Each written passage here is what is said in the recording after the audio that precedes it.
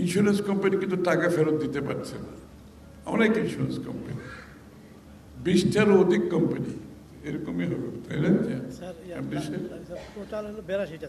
না, টাকা দিতে পারছে না, এরকম 20টার অধিক হবে। টাকা ফেরত দিতে পারছে না, ক্লেমের টাকা।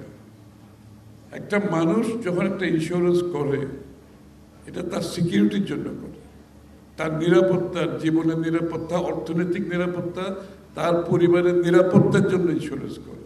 এটা কিন্তু অনেক বড় বড় বিষয়, কিন্তু অনেক বড় বিষয়। সারা জীবনে তার আয় থেকে একটি অংশ সে প্রিমিয়াম দিয়েছে তার অর্থনৈতিক নিরাপত্তার জন্য, তার জীবনের নিরাপত্তার জন্য, তার পরিবারের নিরাপত্তার জন্য।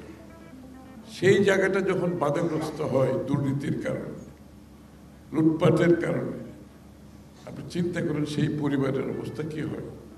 এখানে আমি আপনাদেরকে ওয়াদা করছি, আগামী দিনে যদি বাংলাদেশ জাতীয়তাবাদী দলকে জনগণ দেশের দায়িত্বভার দেয়, আমরা এটা চলতে দেব না।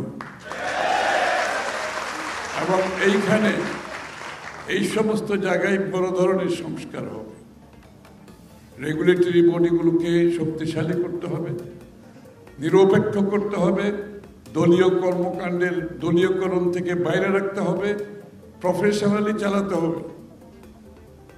এটার সাথে বাংলাদেশের অর্থনীতি জড়িত, জনগণের স্বার্থ জড়িত, শেয়ার হোল্ডারের স্বার্থ জড়িত, কর্মচারীদের স্বার্থ জড়িত, বিনিয়োগকারীদের স্বার্থ জড়িত। আমাদেরকে এগুলো মাথায় রাখতে হবে। কারণ এই জায়গাটায় যদি সত্যিকার অর্থে সুশৃঙ্খলতা না থাকে, ডিসিপ্লিন না থাকে, তাহলে বাংলাদেশকে অর্থনীতি সত্যিকার অর্থে এগিয়ে দিয়ে যাওয়ার কোনো সম্ভাবনা নেই।